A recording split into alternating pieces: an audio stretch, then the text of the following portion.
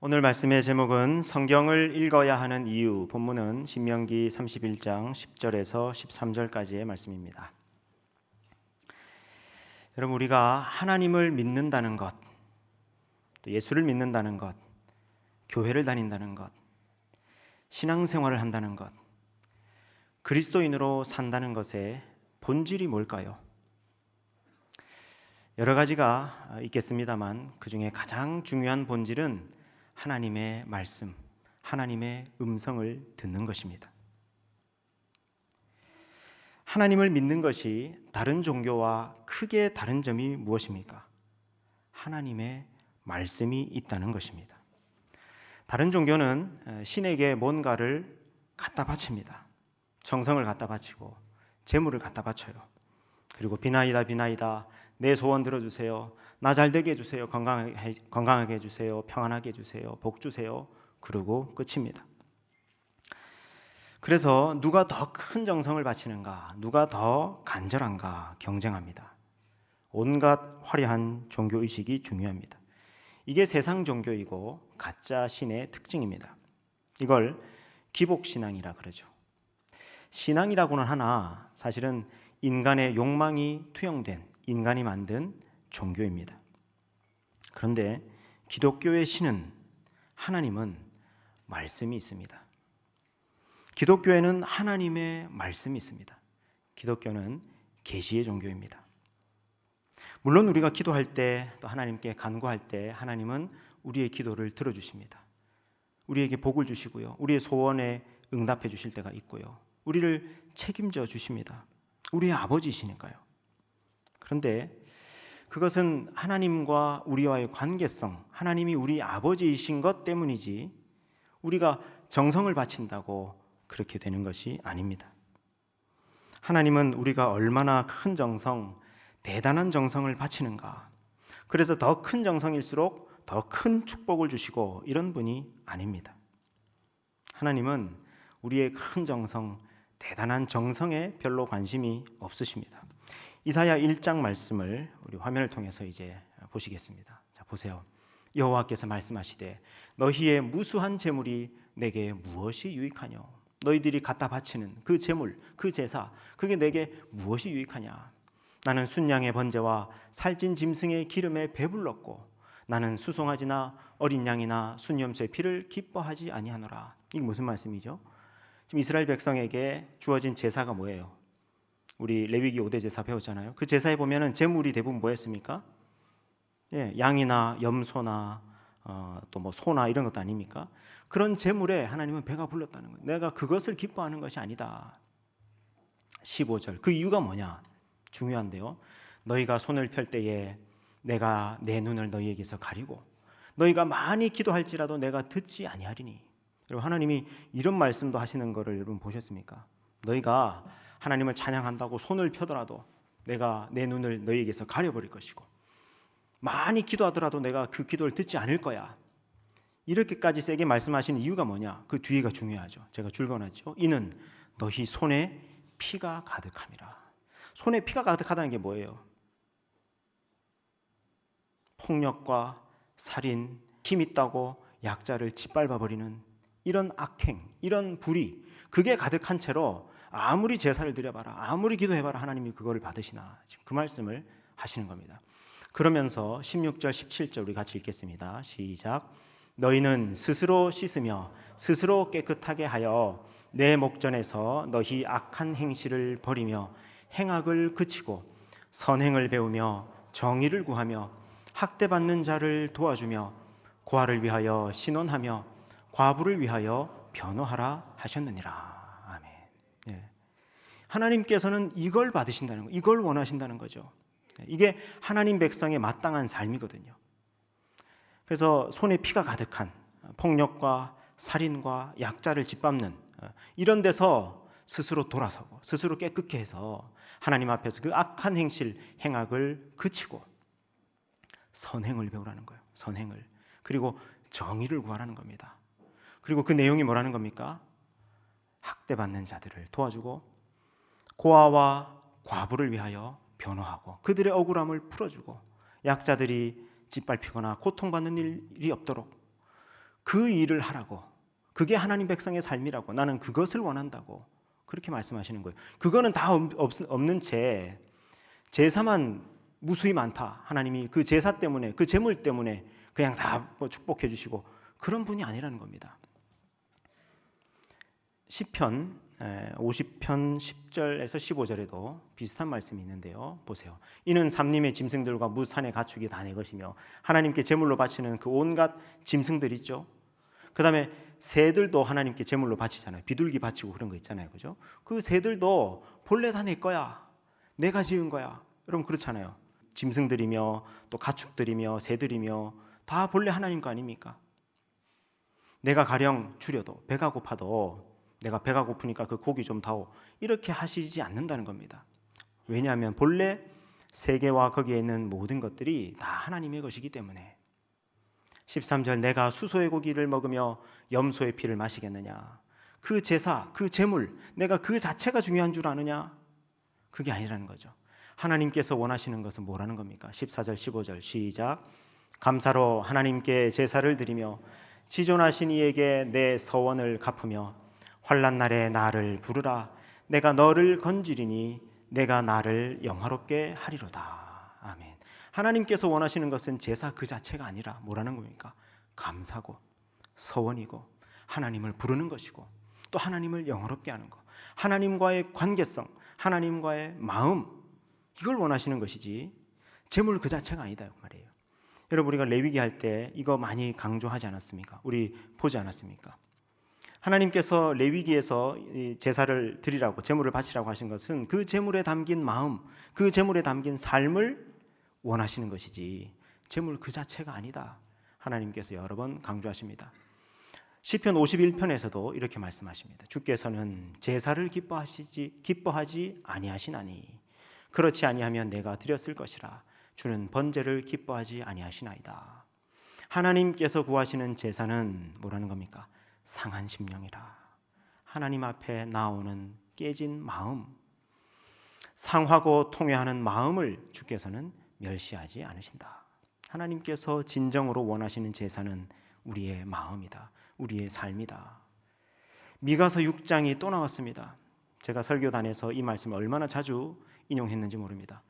우리 6절에서 8절 이제 많이 보셔서 외우는 분들도 계실 텐데 우리 같이 한번 읽겠습니다. 시작. 내가 무엇을 가지고 여호와 앞에 나아가며 높으신 하나님께 경배할까? 내가 번제물로 1년 된 송아지를 가지고 그 앞에 나아갈까? 여호와께서 천천의 순양이나 만만의 강물 같은 기름을 기뻐하실까? 내 허물을 위하여 내 맏아들을 내 영혼의 죄로 말미암아 내 몸에 열매를 드릴까? 사람아 주께서 선한 것이 무엇임을 내게 보이셨나니 여호와께서 내게 구하시는 것은 오직 정의를 행하며 인자를 사랑하며 겸손하게 내 하나님과 함께 행하는 것이 아니냐. 아멘.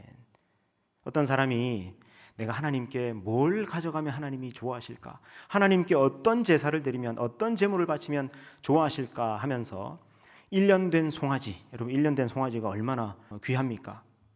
1년 된 송아지를 가져가면 하나님이 좋아하실까? 아니야. 천천의 순양, 그 많은 순양을 한꺼번에 드리면 좋아하실까? 만만의 강물 같은 기름, 그 여러분 동물 제사를 드리면 거기에서 기름이 막 나오지 않습니까? 특히 양에는 기름이 많잖아요. 그 많은 기름을 드리면 하나님이 기뻐하실까? 여러분 실제로 레위기에 보면 기름을 다 하나님께 바치라는 명령이 있잖아요. 기름이 귀한 거니까. 근데 그 많은 기름을 바치면 하나님이 기뻐하실까?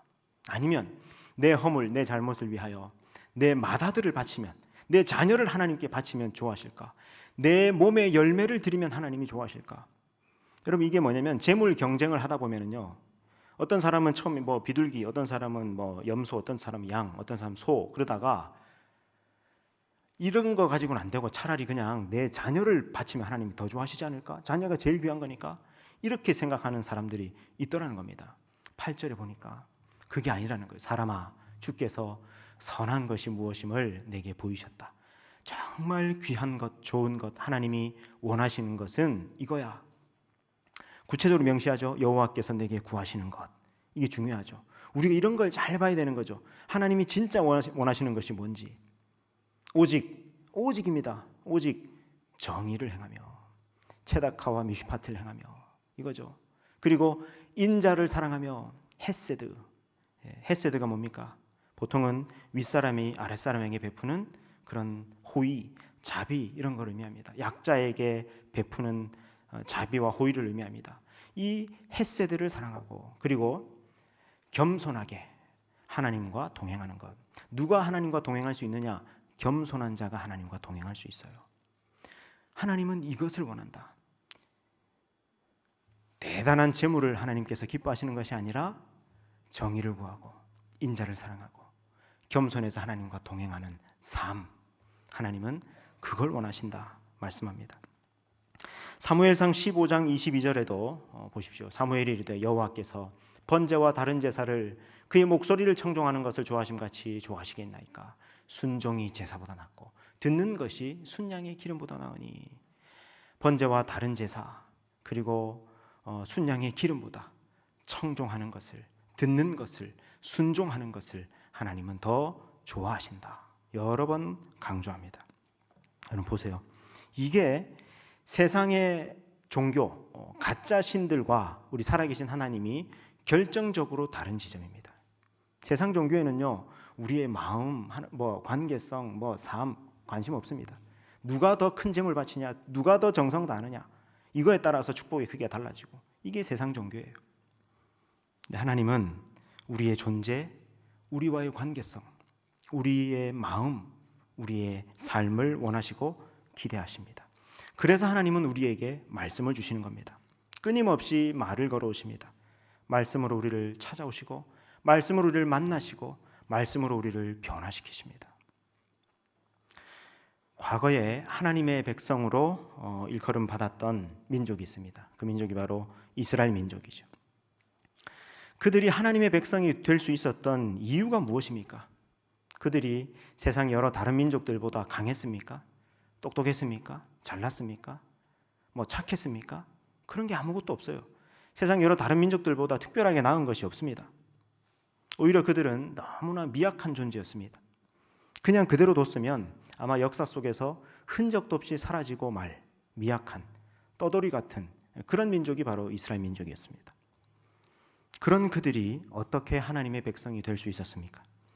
그들이 하나님의 언약, 하나님의 말씀을 받았기 때문에 그게 다였습니다. 말씀을 받고 언약이 체결되자 그들은 하나님의 백성이 되었습니다. 여러분 이것이 창세기의 아브라함 언약이고 출애굽기 시내산 언약이지 않습니까? 하나님 백성의 본질, 하나님 백성의 정체성은 처음부터 하나님의 말씀이었습니다. 출애굽기 19장 5절 6절 말씀을 보십시오. 세계가 다 내게 속하였나니. 이스라엘 민족만 특별히 내 백성이 아니라 온 세계가 다 하나님 백성이다. 그렇죠. 이스라엘 민족만이 특별히 처음부터 태어날 때부터 하나님 백성이었던 것이 아니라는 겁니다. 근데 그들이 어떻게 해서 하나님의 백성 제사장 나라 될 수 있었는가? 하나님의 소유가 될 수 있었는가? 바로 이거죠. 너희가 내 말을 잘 듣고 내 언약을 지키면, 이거였어요. 이게 제일 먼저 나옵니다. 너희가 내 말을 잘 듣고. 하나님의 말씀을 받았기 때문에 하나님의 말씀을 잘 듣고 지키면 너희는 내 소유, 제사장 나라, 거룩한 백성이 될 것이다. 말씀이 있어서 하나님의 백성이 된 겁니다. 다른 거 아무리 다 있어도, 종교의식도 있고 제사도 있고 역사도 있고 전통도 있고 문화도 있고 다 있어도 하나님의 말씀이 없으면 하나님의 백성이 아닌 겁니다. 왜요? 하나님 백성의 정체성, 하나님 백성의 본질은 처음부터 말씀이었기 때문에. 자, 이제는 혈통적 유대인, 혈통적 이스라엘 민족이 하나님의 백성이 아닙니다. 이제 누가 하나님의 백성입니까? 예수님을 믿는 우리, 성령 받은 우리가 하나님의 백성입니다. 그렇다면 여러분, 우리가 하나님의 백성이라면 우리의 정체성이고 우리의 본질도 역시 뭐겠습니까? 하나님의 말씀이에요. 우리가 성경을 왜 읽어야 하는가? 첫 번째 이유는 그것이 하나님 백성의 본질이고 정체성이기 때문에. 그래서 신명기에서 하나님은 모세를 통하여 이렇게 말씀하십니다. 너희는 하나님의 말씀을 읽어야 한다. 7년에 한 번이라도 사실 1년에 7번이면 더 좋겠지만 그렇게는 안 되더라도 최소한 7년에 한 번만이라도 하나님 말씀을 전체로 다 읽어야 해. 이게 하나님의 말씀이에요. 신신당부하십니다. 여러분 신명기 31장 10절에 13절 오늘 본문인데요. 다시 보세요. 모세가 그들에게 명령하여 이르기를 매 7년 끝에 곧 면제년의 초막절에, 이 면제년이라고 하는 것은 안식년이라고 할 수 있습니다. 7년에 한 번 돌아오는 그 7년에 한 번만이라도 그 면제년의 초막절, 이 초막절이 보통 가을에 진행되는 명절이거든요. 7월 달에 진행됩니다. 그 명절에 면제년의 초막절에 온 이스라엘이 내 하나님 여호와 앞 그가 택하신 곳에 모일 때에 율법을 낭독하여 온 이스라엘에게 듣게 할지니 율법 낭독회, 말씀 낭독회를 하라고 명령합니다. 여러분 그 10절에 나와 있죠. 모세가 그들에게 명령하여 12절 곧 백성의 남녀와 어린이와 내 성읍 안에 거류하는 타국인까지 다 모아서 그들에게 듣고 배우고 내 하나님 여호와를 경외하며 이 율법의 모든 말씀을 지켜 행하게 하라. 또 너희가 요단을 건너가서 차지할 땅에 거주할 동안에 이 말씀을 알지 못하는 그들의 자녀에게 듣고 내 하나님 여호와 경외하기를 배우게 할지니라. 성경 낭독회를 해라고, 말씀 낭독회를 하라고. 여러분 성경 낭독회, 말씀 낭독회 목적이 뭡니까? 이렇게 해서 하나님 경외하기를 배우게 해라. 듣고 배워서 하나님 경외하기를 배우게 해라. 여러분 성경 공부의 목적이 무엇입니까? 오동통독, 성경 통독의 목적이 무엇입니까? 하나님 경외하기를 배우는 거예요. 이게 하나님의 명령입니다. 7년에 한 번이라도 말씀 낭독회를 하라. 그래서 하나님의 뜻이 무엇인지, 또 하나님과는 어떻게 동행하는지, 하나님과 함께 어떻게 살아가는지 듣고 배우게 해라. 이게 하나님의 명령이었습니다. 제가 지난번 설교 때 여러분 나이 수만큼 성경 읽으면 좋겠다 이제 그렇게 말씀드리고 도전했는데 감화 감동을 받고 이제 열심히 이제 하고 계시고 도전하시는 분들도 계십니다. 그렇게 하시면 너무 좋겠습니다. 나이 수만큼 읽으시면 참 좋겠습니다. 그런데 현실적으로는 쉽지 않습니다. 그래서 우리의 이런 연약함을 아시는, 우리의 현실적 한계를 아시는 주님께서 최소한으로 주신 횟수가 뭐예요? 7년에 한 번이라고요. 여러분 나이의 7분의 1만큼이라도 읽으라 그 말이에요. 21살이다. 몇 번 읽어요? 3번 읽으라는 거예요. 28이다. 4번은 읽어야 된다. 35이다. 5번 읽어야 된다. 42살이다. 6번 읽어야 된다. 70살이다. 10번 읽어야 된다. 그 정도는 할 수 있겠죠. 이미 여러분 한 2번, 3번 이렇게 읽은 분도 계시잖아요. 내가 70대까지 10번을 읽겠다. 그 정도 목표 얼마든지 실천할 수 있는 목표입니다. 하나님께서 그렇게 말씀하십니다. 명령입니다. 우리가 성경을 읽어야 하는 이유 두 번째는 하나님의 명령이기 때문입니다. 명령은요 순종해야 되는 거예요. 하나님 명령이니까 해야죠. 7년에 한 번 여러분 나이의 7분의 1만큼이라도 성경을 읽으실 수 있기를 바랍니다. 자, 그런데 이 신명기에서 하나님이 이스라엘 민족에게 분명히 7년에 한 번 이 초막절에 성경을 읽으라고 명령하셨음에도 불구하고 이스라엘 민족이 이걸 안 해요. 그래서 어떻게 됩니까? 하나님 백성의 정체성을, 본질을 잃어버립니다. 종교의식은 있어요. 종교의식, 제사는 많아요. 그런데 하나님의 뜻, 하나님 백성의 삶은 온데간데 없는 겁니다. 제사는 많이 드리는데 정의를 행하는 것, 선을 행하는 것, 이런 것은 없는 겁니다. 이방신, 가짜신, 가짜 종교를 믿는 것과 비슷해져 버린 겁니다. 거기다가 온갖 악을 행하고 우상 숭배가 난무합니다. 여러분 그 시기에 나왔던 말씀이 우리가 조금 전에 읽었던 이사야서 말씀과 또 미가서 말씀이에요. 이런 예언자들의 말씀입니다. 하나님의 말씀이 하나님 백성의 본질이고 정체성인데 이 말씀이 사라져버리니까 하나님 백성의 정체성이 사라져버린 겁니다.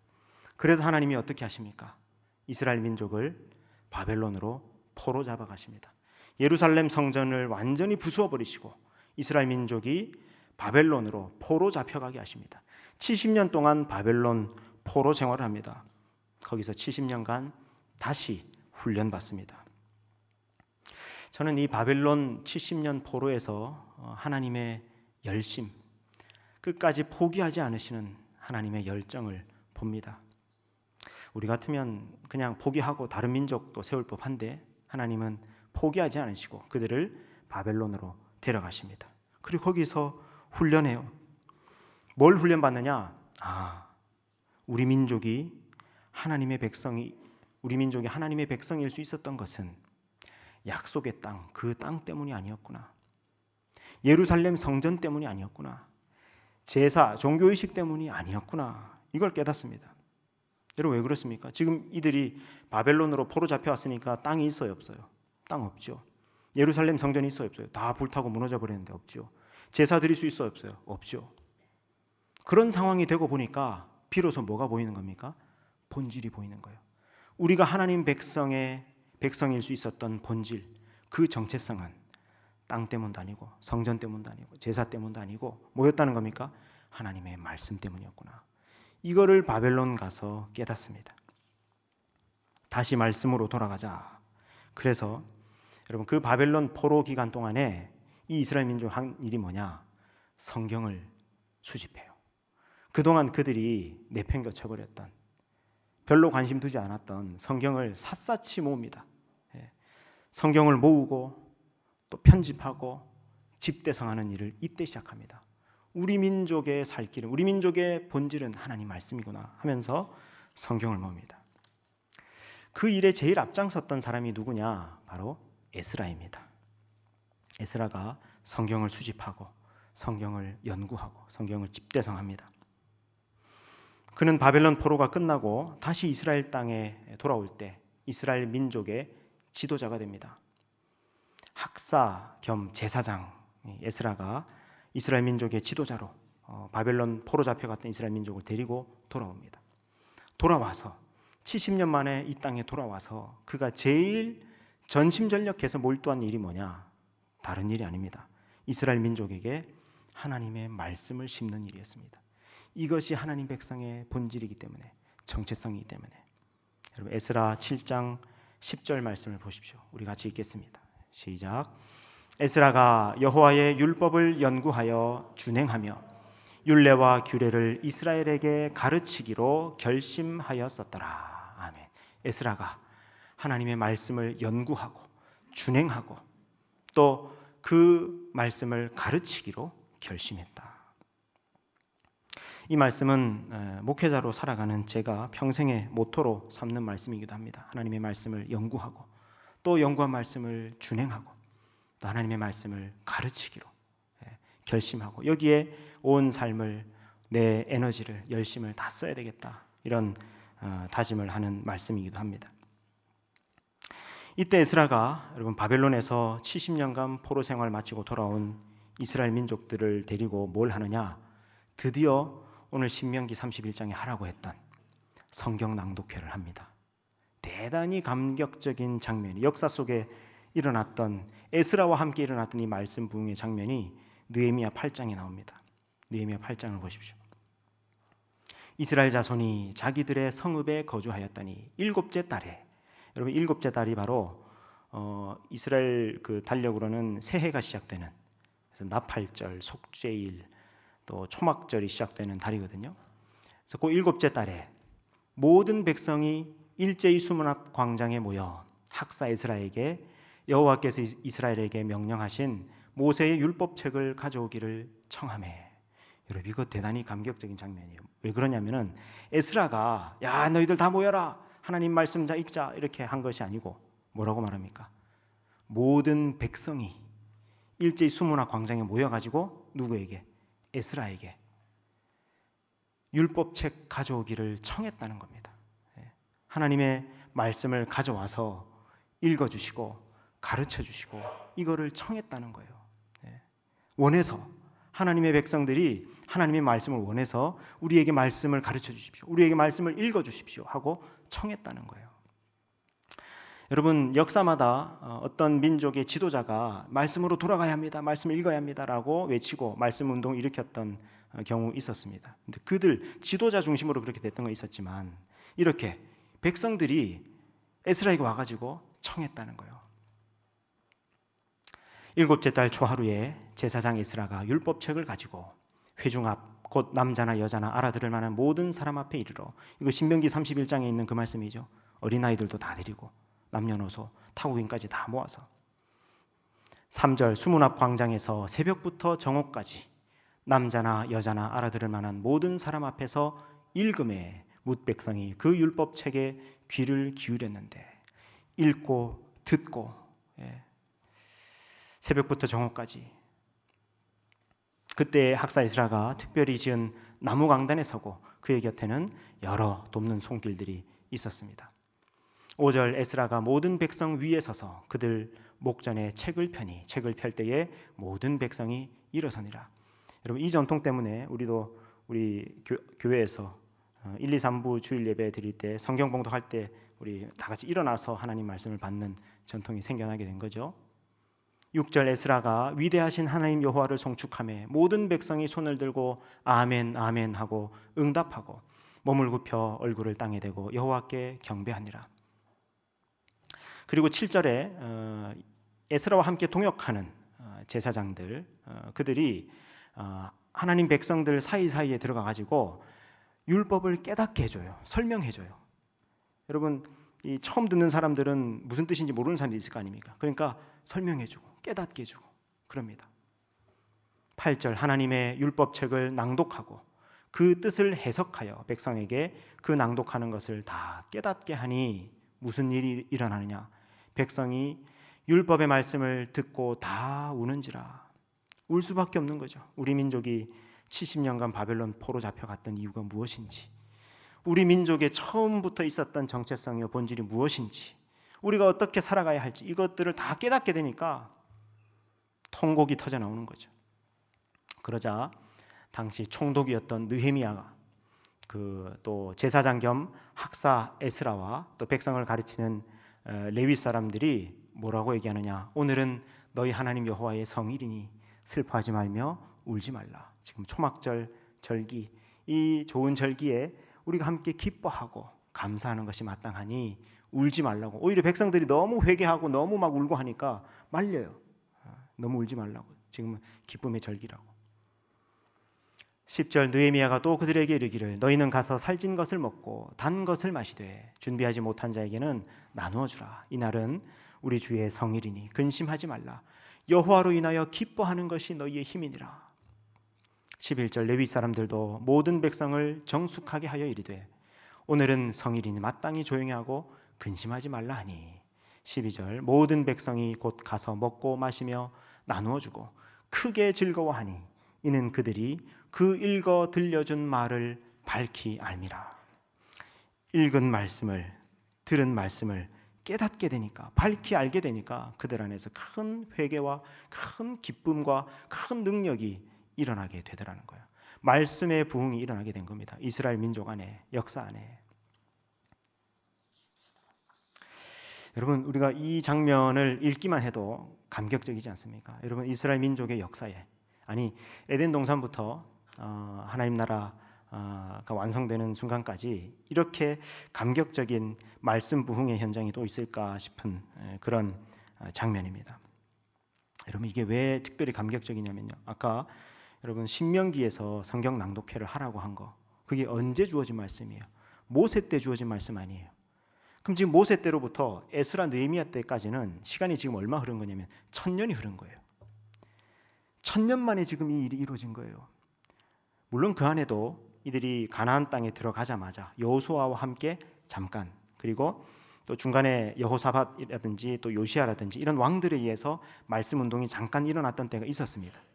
그런데 이렇게 이스라엘 백성들이 청해서, 그리고 신명기 말씀대로 제대로 하나님 말씀 운동이 일어난 것은 1000년 만에 처음이에요. 구약 성경이 완성될 때 이런 말씀의 부흥이 일어나게 된 겁니다. 이스라엘 민족의 새로운 역사가 일어난 겁니다. 여러분, 우리가 왜 성경을 읽어야 합니까? 두 번째 이유는 하나님의 명령이기 때문에. 자, 그런데 에스라 느헤미야가 세상 떠나고 이 부흥의 세대, 믿음의 세대도 이제 세상을 떠나고 나니까 다시 또 어떻게 되느냐? 다시 형식적으로 제사 드리게 돼요. 그리고 말씀을 강조하긴 해요. 말씀을 옛날처럼 내팽겨 쳐버리진 않아요. 말씀을 강조하긴 하는데 그 말씀 안에 담겨 있는 본래의 뜻보다도 사람들의 해석과 전통과 이런 것들이 눈덩이처럼 불어나가지고 오히려 본래 하나님이 주신 말씀의 뜻이 가려져 버리는, 그리고 성경 읽기 자체가 그냥 하나의 종교 형식이 돼버린 그런 시대가 또 돼버리고 맙니다. 여러분, 이게 어떻게 알 수 있냐면은 예수님 오셨을 때 왜 예수님이 되게 그 논쟁하시고 각을 세우던 사람들 가운데 뭐 서기관, 바리새인, 율법사 이런 사람들 있잖아요. 그들이 하나님 말씀을 너무 중요하게 여기던 사람들입니다. 늘 달달달 외우던 사람들입니다. 그런데 그 하나님 말씀에 담긴 뜻을 이해하지 못했다는 거예요. 그래서 예수님이 오십니다. 말씀 그 자체이신 분, 예수님이 직접 육신이 되어 이 땅에 오십니다. 예수님이 3년 정도 공생애를 사시는데 예수님이 하신 사역 중에서 가장 중점적으로 하신 사역이 뭐냐? 뭘까요? 오늘 설교의 주제와 관련하여 당연히 하나님 말씀 가르치는 사역이었어요. 성경 가르치는 사역이었습니다. 여러분, 예수님의 공생애를 쭉 떠올려봤을 때 어떤 이미지가 떠오르십니까? 뭐 무리를 걸으시는 장면도 있고, 오병이어를 행하시는 장면도 있고, 뭐 귀신을 쫓아내시는 장면도 있고, 여러 장면 이미지가 있지만 예수님의 공생애 기간에 예수님이 제일 많은 시간, 제일 많은 에너지를 쓰신 것이 뭐냐? 다름이 아니라 말씀을 가르치는 사역이었습니다. 여러분, 누가복음 4장을 보십시오. 누가복음 4장은 예수님의 공생애를 시작하시는 대목인데요. 누가복음 4장 요 앞에는 예수님이 세례 받으시고 광야에서 시험 받으시고 그 다음 이어지는 본문입니다. 예수께서 성령의 능력으로 갈릴리에 돌아가시니 그 소문이 사방에 퍼졌고, 갈릴리에 오시자마자, 공생애를 시작하시자마자 예수님 뭘 하십니까? 회당에서 가르치시매. 공생애 시작할 때 바로 하나님 말씀 가르치십니다. 16절에도 나사렛에 이르사 안식일에 늘 하시던 대로 회당에 들어가사 성경을 읽으려고 서심해. 늘 하시던 대로 성경을 읽으셨다. 그리고 회당에서 말씀을 가르치십니다. 공생의 시작이 이렇죠. 그 다음에 마태복음 4장 23절에서는 예수님의 공생애를 요약하면서 이렇게 말씀합니다. 같이 읽습니다. 시작. 예수께서 온 갈릴리에 두루 다니사 그들의 회당에서 가르치시며 천국 복음을 전파하시며 백성 중에 모든 병과 모든 약한 것을 고치시니. 아멘. 예수님이 하셨던 사역을 세 개로 요약하죠. 세 개가 뭡니까? 가르치시고 전파하시고 고치셨다. 예수님의 사역 세 가지를 쓰시오. 이거는 기말고사에 반드시 나옵니다. 항상. 근데 그 중에 1번이 뭐라는 겁니까? 가르치시며, 이거예요. 하나님 말씀을 가르치시며. 예수님은 갈릴리에서 가르치시고, 바다 위에서도 가르치시고, 배 위에서도 가르치시고, 산 위에서도 가르치시고, 길을 가시면서도 가르치시고, 회당에서도 가르치시고, 어딜 가나 하나님의 말씀을 가르치십니다. 하나님의 말씀의 본래의 뜻을 풀어주십니다. 갈릴리에서만 그렇게 하신 게 아닙니다. 보세요. 예수께서 모든 도시와 마을에 두루 다니사, 갈릴리뿐만 아니라 모든 마을과 도시를 다니면서 또 뭐 하셨다는 겁니까? 회당에서 가르치시며. 이게 1번이에요. 예수님이 이제 공생애를 이제 다 마치시고 예루살렘에 가셨을 때 사역의 말미에도 뭐 하셨느냐? 예루살렘 성전 가서 뭐 하셨느냐? 보세요. 예수께서 성전에 들어가 가르치실세. 내가 날마다 성전에 앉아 가르쳤으되 회당과 성전에서 항상 가르쳤고. 예수님은 예루살렘에 가셨을 때도 사역의 막바지에도 예루살렘 성전에 가가지고 늘 하나님의 말씀을 가르치셨습니다. 요약하면 뭡니까? 예수님의 공생의 시작도 가운데도 마지막도 다 말씀 가르치시는 것이 제일 1번 사역이었다, 그 말이에요. 자, 그리고 이제 예수님이 십자가에서 죽으시고 부활하십니다. 여러분, 예수님이 부활하셨을 때는 그래도 좀 말씀 가르치시는 거 이제 좀 안 해도 되지 않을 것 같아요. 왜냐하면 예수님 부활하셨잖아요. 그래서 이제 보여주시고, 야, 나 부활했어, 봐. 이렇게 하시면 될 것 같아요. 이제 성경 펴고 이렇게 가르쳐 이렇게 안 해도 그냥 예수님 부활의 몸을 보여주시는 것 자체가 얼마나 강한 메시지입니까? 근데 예수님 부활하시고 나서도 또 말씀을 가르치십니다. 여러분 누가복음 24장을 보십시오. 엠마오로 가는 제자에게 예수님 나타나셔가지고 그 길에 동행하시면서 뭐 하시냐? 이에 모세와 모든 선지자의 글, 이게 구약성경 전체예요. 예수님 당시의 구약성경 전체인데 그 구약성경을 가지고 모든 성경에 쓴 바 자기에 관한 것을, 예수님에 관한 것을 자세히 설명하십니다. 또 성경 풀어주십니다. 그 결과 제자들의 반응이 뭡니까? 나중에 예수님의 성경 공부를 받고 난 제자들의 반응이 뭡니까? 32절 같이 읽습니다. 시작. 그들이 서로 말하되 길에서 우리에게 말씀하시고 우리에게 성경을 풀어주실 때에 우리 속에서 마음이 뜨겁지 아니하더냐 하고. 아멘. 성경 풀어주시는 거예요. 부활하시고 나서도 성경 풀어주십니다. 예수님의 공생애는 전체로 말씀 사역이었습니다. 그래서 예수님의 생애를 기록한 것이 이제 누가복음이지 않습니까? 그 누가복음을 기록한 누가가 그 다음 편 성경인 사도행전을 쓰면서 누가복음을 이렇게 요약합니다. 뭐라고 요약하느냐? 데오빌로여, 내가 먼저 쓴 글에는, 이 먼저 쓴 글이 누가복음이죠. 그 누가복음은 어떤 내용이냐? 무릇 예수께서 행하시며 가르치시기를 시작하신부터 예수님이 가르치셨다는 것을 예수님의 생애로 요약하고 있습니다. 누가가. 그러므로 여러분 예수님 이후에 이제 제자들은 그러면 어떻게 했을까요? 예수님은 생애 전체를 말씀 사역으로 다 보내셨습니다. 그럼 여러분 예수님의 제자들은요? 제자들도 당연히 예수님 따라 그렇게 사역했겠죠. 특별히 신약 성경과 또 기독교의 기틀을 놓았던 바울, 그는 선교사였습니다.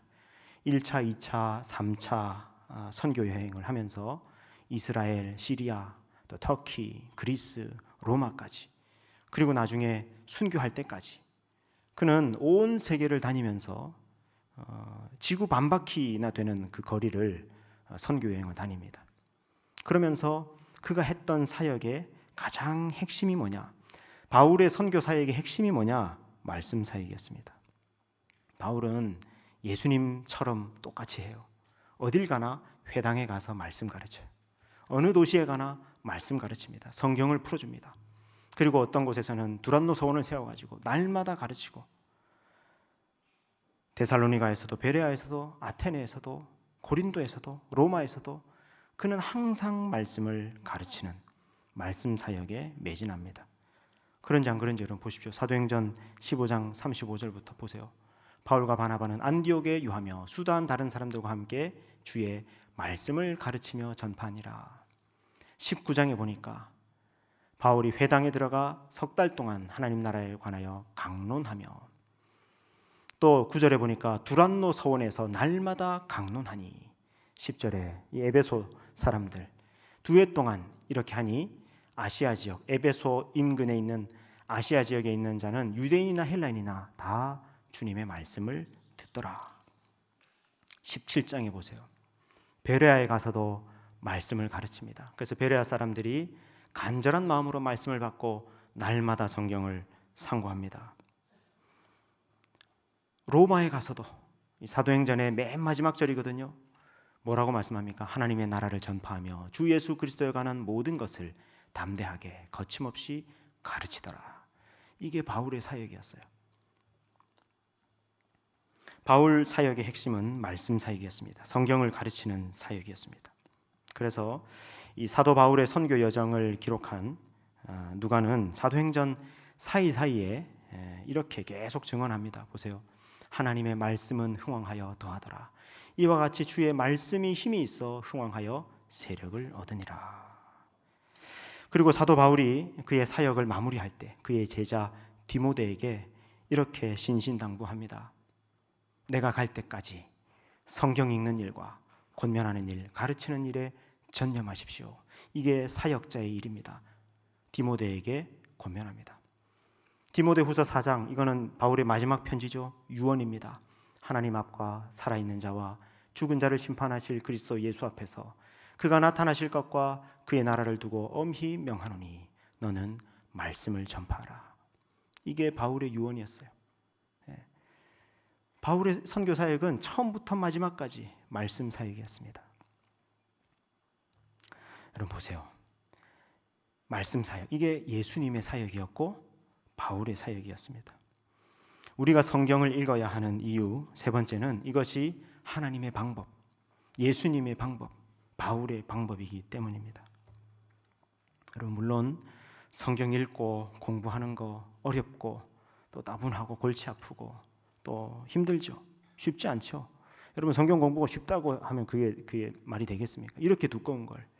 그리고 기록된 것도 지금으로부터 3,500년 전부터 기록되기 시작해가지고 2,000년 전까지 약 1,500년 가까이 기록이 된 데다가 성경 기자들도 얼마나 많습니까? 장르도 얼마나 다양합니까? 이거를 우리가 공부하기가 결코 쉬운 일이 아니죠, 사실.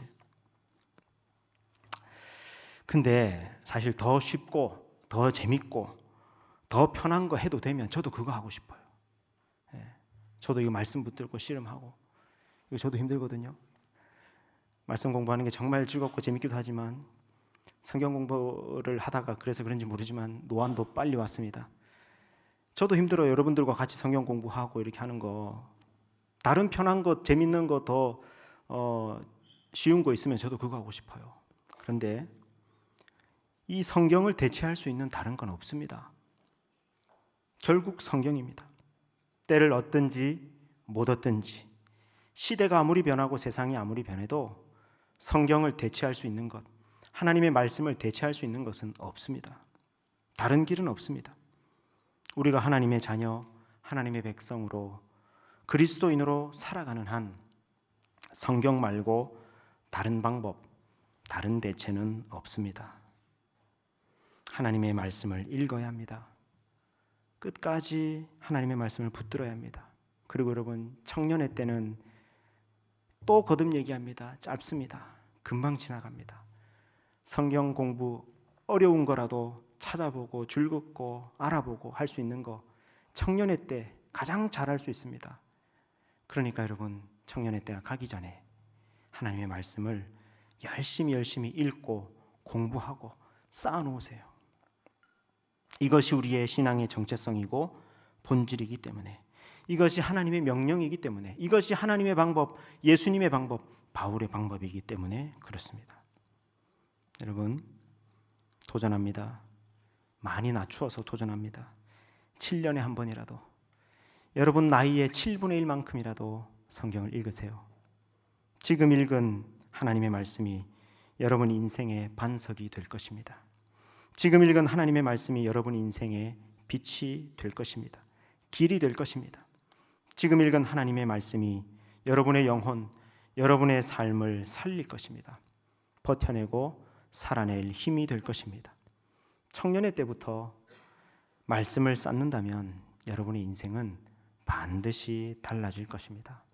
말씀을 사랑하고 말씀을 가까이 하여 진정 성공하는 인생, 복된 인생들 다 되시기를 우리 주님의 이름으로 축원합니다.